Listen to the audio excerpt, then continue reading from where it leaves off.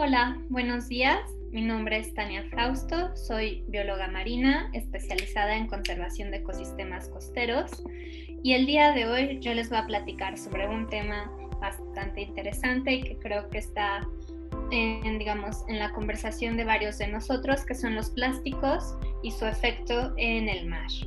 A lo largo de los próximos minutos voy a intentar de manera general hablar sobre qué son los plásticos, las diferencias entre un plástico biodegradable, un bioplástico y un plástico composteable, el cómo llegan los plásticos al mar, sobre cuál es su proceso de degradación y fragmentación, los efectos tal cual que tienen estos plásticos en el mar, el cómo afectan al humano y a todos los ecosistemas marinos y por último, qué podemos hacer para reducir el impacto de los plásticos.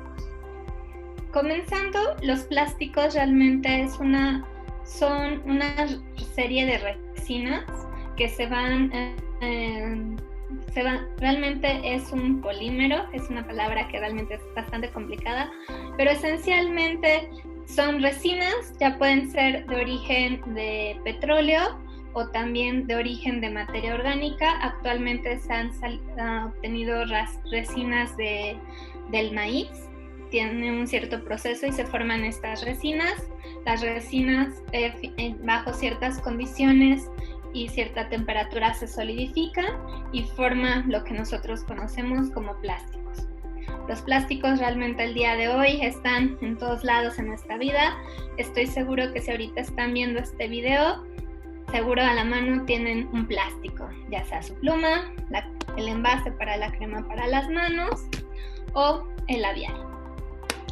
Ahora, lo que realmente hace bueno a los plásticos, o una de las fortalezas de los plásticos, es realmente que son un elemento durable y que no se rompe fácilmente, en comparación con un vaso de vidrio, que si lo dejamos caer se rompería. Un vaso de plástico o cualquier cosa de plástica, si la dejamos caer, es resistente. Esto mismo que es su fortaleza, la resistencia, es lo que a largo plazo también viene a ser algo perjudicial, porque los plásticos no se incorporan de nuevo, digamos, a la naturaleza como lo harían otros elementos, como la madera, como el vidrio, como el papel, ¿no? Entonces, a lo mismo que hace positivo un plástico, que es la resistencia, es lo mismo que en algún momento se vuelve su desventaja, esta durabilidad. Regresando al tema de qué son los plásticos, les comentaba que hay, actualmente hemos escuchado varias palabras y hasta el día de hoy yo no las tenía bastante claras.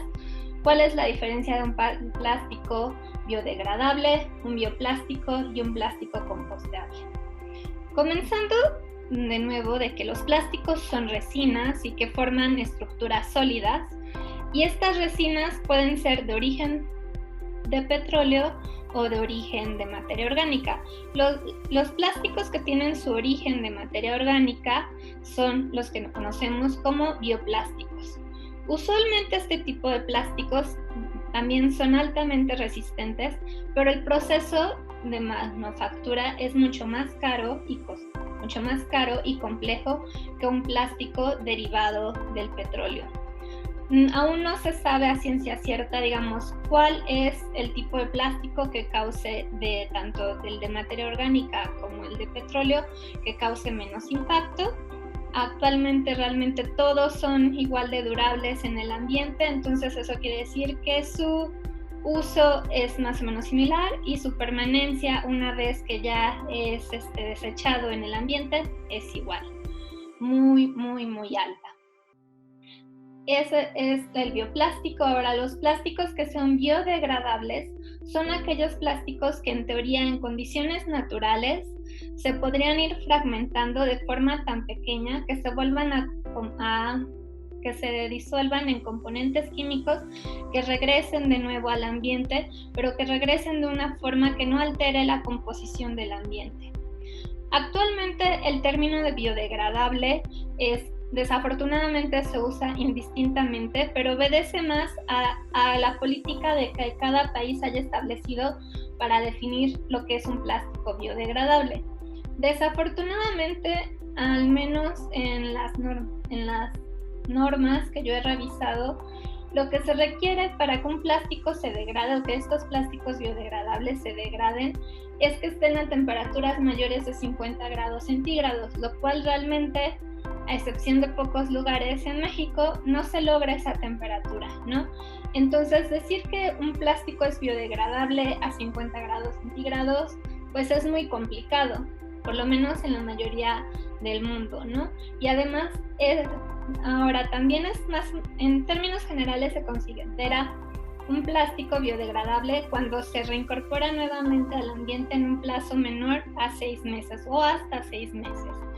Realmente, en mi poco conocimiento sobre los plásticos, hay muy pocos que cumplan esta característica. Usualmente son digamos, para uso muy específico como medicamentos, y también su costo de producción es mucho más alto, y también todos los costos asociados a veces no solamente es la resina solamente, sino es resina más algún otro componente o más alguna otra sustancia química que facilite esta degradación al ambiente, ¿no? Ahora, cabe mencionar que realmente cuando un plástico se va degradando y se incorpora al ambiente, no solamente es que vuelva la resina por sí sola a ser parte del ambiente, sino en el proceso va liberando bastantes sustancias, la mayoría de ellas tóxicas y perjudiciales para la salud humana, y entonces se van mezclando de manera continua con la tierra, con el agua que nosotros al final vamos a consumir. Entonces, el término biodegradable siempre hay que tener mucho cuidado, sobre todo ahora que vamos al supermercado y muchas de esas bolsas dicen biodegradables. Hay que preguntarnos realmente si, digamos, a qué nivel o qué características va a necesitar ese plástico para realmente ser biodegradable. Entonces, bueno, nada más recapitulando un poco, pues los bioplásticos son aquellas resinas que vienen de origen de materia orgánica, como el maíz. Los biodegradables son aquellos plásticos que en teoría en condiciones naturales o del medio ambiente natural se podrían degradar. Y los compostables son aquellos en cual en teoría deberían de ser en periodos de degradación mucho más rápido y que el proceso de degradación no libere tóxicos al ambiente, y lo cual esto permita que puedan ser reincorporados de manera natural, digamos, a la tierra, y pues bueno, de ahí su nombre, ¿no? Que faciliten o que se puedan integrar a una composta. Ahora, la siguiente pregunta que intentaré contestar es ¿cómo llegan los plásticos al mar? Realmente hay dos formas muy sencillas. Una, que nosotros estemos en la playa y ese plástico sea liberado. Dos, que esos plásticos lleguen de actividades que se realizan en el mar, como por ejemplo las boyas que usan los sistemas de navegación y que se queden, digamos, se desprendan de su amarre y queden flotando en el mar, o redes de pesca abandonadas. Esa sería como la segunda causa, ¿no? Derivado de actividades que se realizan en el mar. Y el tercero es realmente plásticos que, si bien se trabajan en la tierra o son usados, digamos, en tierra firme, pero ya sea por lluvia o por viento, pues toman esta ruta y llegan hasta el mar, ¿no?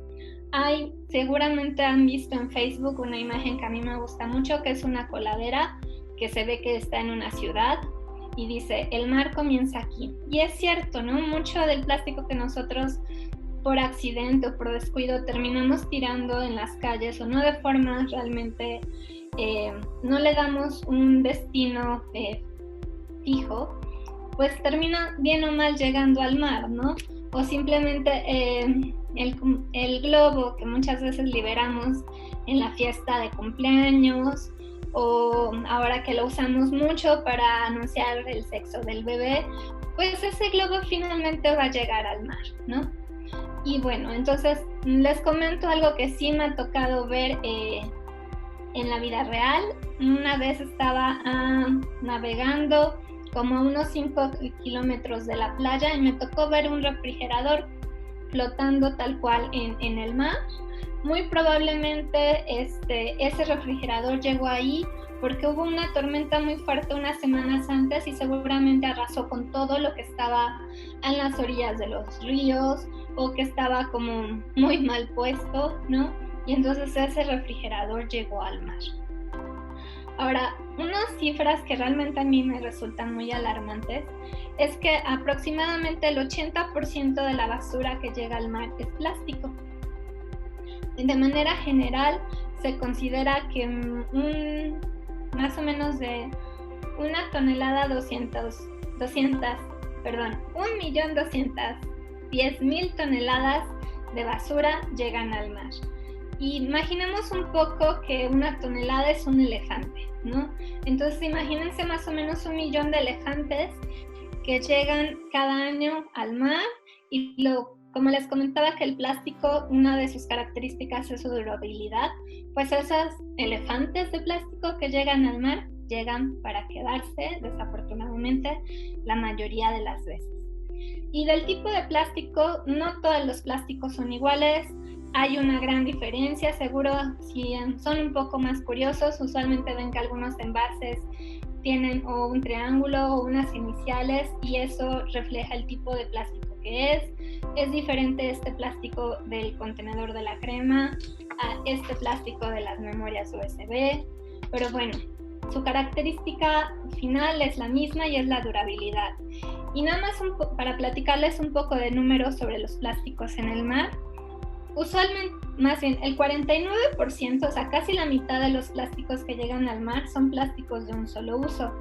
Eso quiere decir las botellas de agua, todos estos embalajes de las cremas o todos estos plásticos que usualmente vienen cuando compramos desde la pasta de dientes o una crema. Realmente ese es plástico que solo se utiliza una sola vez, ¿no? O las bolsas que vamos con las que vamos al súper, más bien que nos dan en el súper. Sobre todo también lo que queda de la colilla del cigarro, más bien las colillas de cigarro también se considera un plástico de un solo uso. Y todo este tipo de plástico es el que conforma más o menos alrededor del 49% de plásticos que se encuentran en el mar.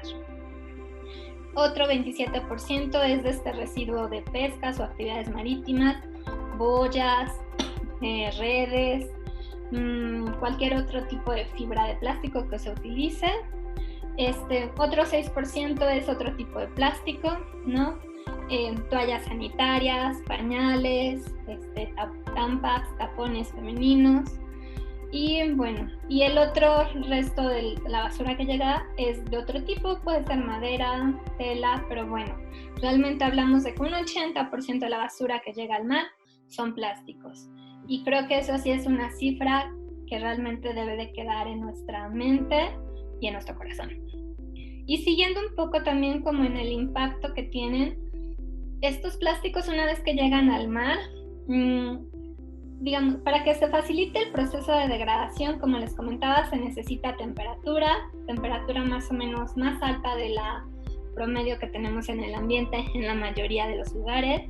Digamos, una temperatura de 50 grados centígrados, se necesita luz ultravioleta, lo cual facilita el proceso. La fuente más común de luz ultravioleta y que es gratis es el sol. También se requiere oxígeno para que facilite el proceso de oxidación y también se requiere que esté, digamos, en constante movimiento. Denme un momento porque voy a tomar agua. Gracias. Ahora, lo que pasa cuando llegan los plásticos al mar es que la mayoría de las veces estos plásticos, por su peso, por su densidad, se van a sumir, digamos, van a ir hacia el fondo del mar.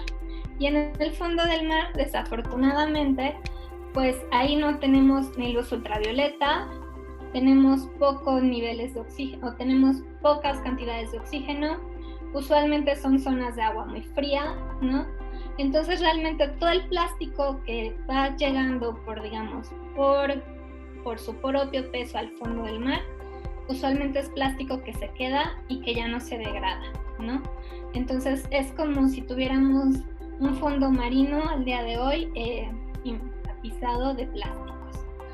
Ahora, otro efecto que se da en los plásticos en el mar es que el mar y el océano no es como una alberca plana, sino realmente tenemos corrientes, digamos, corrientes que van, corrientes que vienen, y hay algunos puntos específicos en el planeta en que nosotros los llamamos como círculos o giros marinos, perdón, y que es donde, digamos, el agua se queda circulando como si fuera el agua de una lavadora.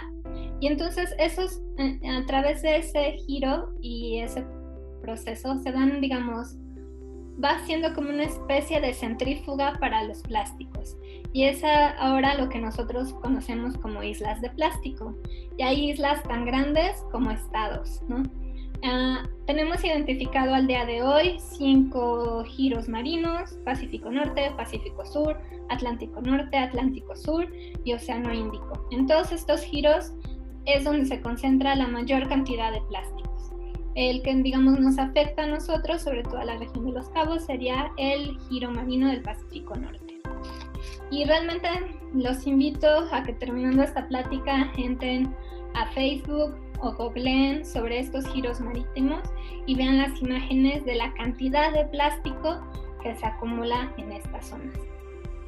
Ahora, algo que va pasando con el plástico es que de tenerlo de una forma, digamos, entera o íntegra, a través de las corrientes o a través de este proceso de fragmentación, se va a ir formando, digamos, de una pieza así puede terminar tan pequeña como una cabeza de alfiler, ¿no?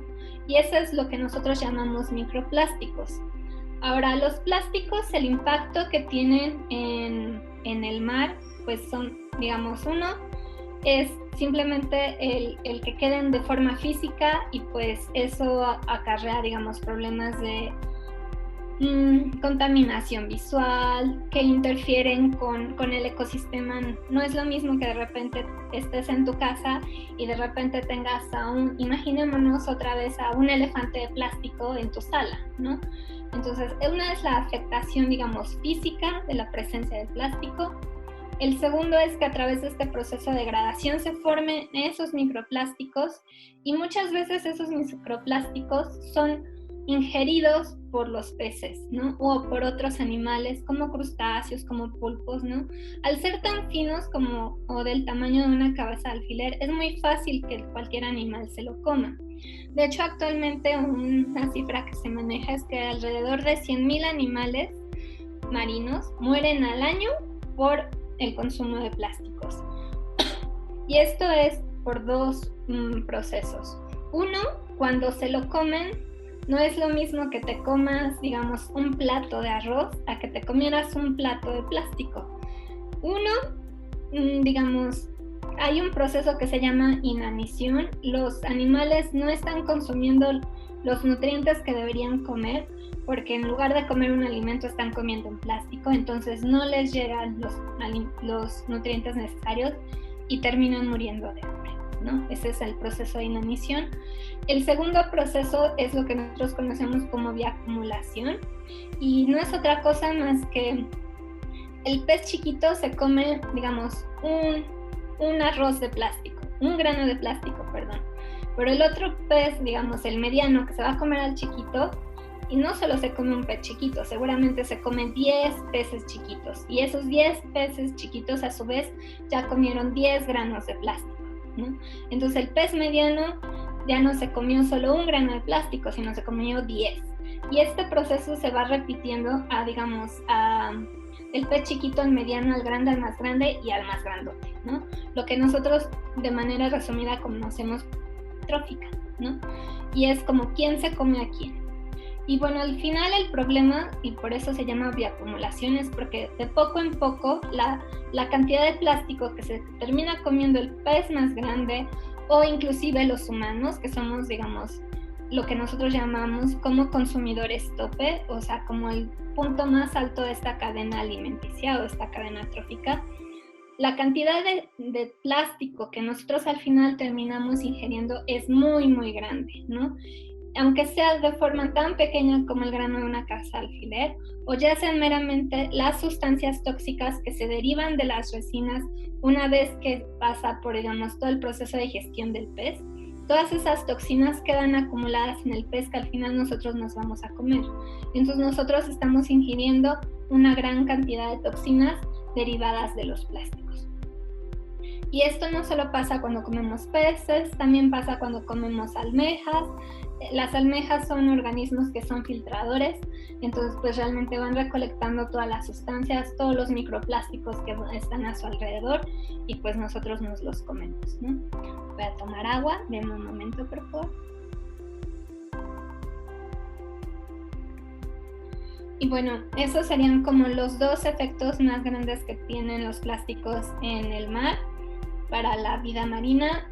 Bueno, yo lo junto en tres. Uno es la presencia física y eso es alterar el ambiente tal cual como es. El segundo es este proceso de bioacumulación y lo que conlleva. Y el tercero, es el de inanición, el que en vez de comer nutrientes estamos comiendo plásticos. Y bueno, pues ahora sé que a veces no suena muy alentador todo esto y nada más para que tengamos como otra cifra en mente, se estima que en el 2025 por cada 3 toneladas de pez que haya en el océano habrá 1 tonelada de plástico, ¿no? Y eso es tan solo en el 2025, o sea, en los próximos 5 años. Y se estima justamente que para el 2050 va a ser la tasa 1 a 1. Por cada tonelada de pez habrá 1 tonelada de plástico. Eso si no tomamos acciones ya, ¿no? Entonces, para terminar esta plática o como inicio del final, me gustaría que todos hiciéramos un poco más de conciencia de qué podemos hacer nosotros para reducir nuestro consumo de plástico. Si bien existe esta campaña a nivel estatal o incluso ya a nivel nacional de prohibir el uso de plásticos en los supermercados o de primer consumo, y lo cual realmente se me hace muy positivo y se me hace como un paso en la dirección correcta, creo que aún no es suficiente, ¿no? Creo que es responsabilidad de cada uno ir viendo cómo podemos ir cambiando los plásticos que si bien al día de hoy, como ya lo comenté al principio, han invadido nuestra vida, pues también pensemos en que los plásticos no siempre han estado en nuestra vida, ¿no? Y no es que quisiera satanizar los plásticos porque en realidad tienden a ser muy útiles, ¿no? Facilitan que se puedan transportar muchas cosas, son de alta duración, pero también si no hacemos un uso responsable de los plásticos, pues finalmente vamos a ir llenando nuestros océanos de plástico. Entonces algo que los invito es a que pensemos en las 3 R's, la de reducir, reciclar y reutilizar, ¿no?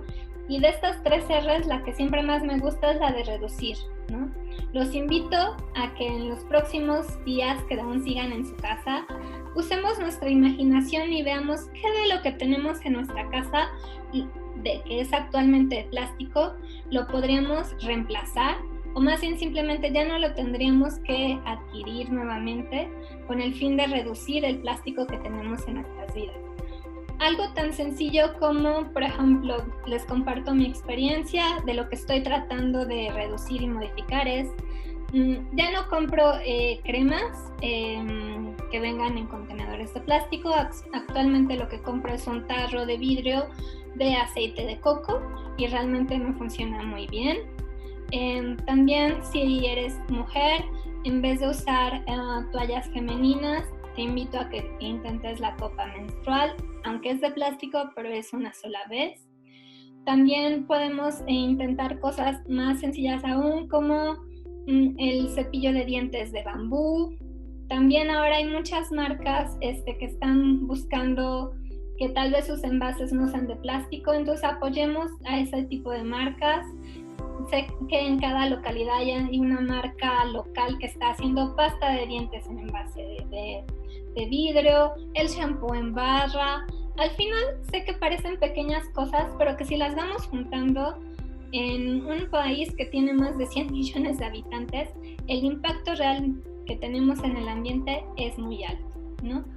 Entonces, lo primero, en manera de cierre, es realmente nosotros asumamos que tenemos el poder de hacer un cambio ante la contaminación de los plásticos.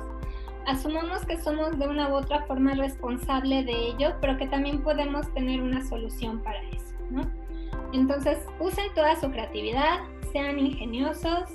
También otra súper forma de ayudar es participar en las limpiezas de playas. Estoy muy segura que en tu comunidad, de manera periódica, ya sea el gobierno municipal, el estatal o alguna organización civil, organiza limpiezas de playa. Actualmente pues mantengan su sana distancia y todas las medidas sanitarias que se requieran, pero pueden participar en una limpieza de playa y es por mera satisfacción, realmente se siente muy bien hacer algo por el ambiente. 2, te das cuenta de cuánto el plástico ha invadido nuestras vidas y sobre todo porque en las playas, como les comentaba, pues realmente el océano no es una gran alberca, sino realmente es como una serie de carreteras internas, y eso hace que, por ejemplo, en las playas a veces podemos encontrar plásticos que no son de nuestra comunidad o de nuestra zona. Por ejemplo, me ha tocado ver plásticos que vienen desde Asia, ¿no? O de partes de Europa. ¿Y cómo es que llegan ahí? Pues a través de las corrientes marinas, ¿no? Entonces los invito a que participen en estas limpiezas de playas. Realmente es una experiencia que, más allá también de aportar hacia el ambiente, te aporta a ti mismo porque te ayuda a cambiar un poco el cómo vemos a los plásticos, ¿no? Y lo tercero pues es, intenten, prueben. Mi siguiente reto, se los comparto, es dejar de usar plumas de plástico y solamente usar lápices que son de madera, y pues ir así, usando su creatividad, y sobre todo también platiquen de este tema con sus amigos, con sus familiares. Hay un montón de información por internet y pues bueno, eso sería todo de mi parte. Espero haberles podido transmitir un poco de lo que he ido aprendiendo sobre los plásticos y pues bueno, les mando un abrazo, bonita tarde y cuídense mucho. Gracias. Ciudadanos haciendo historia.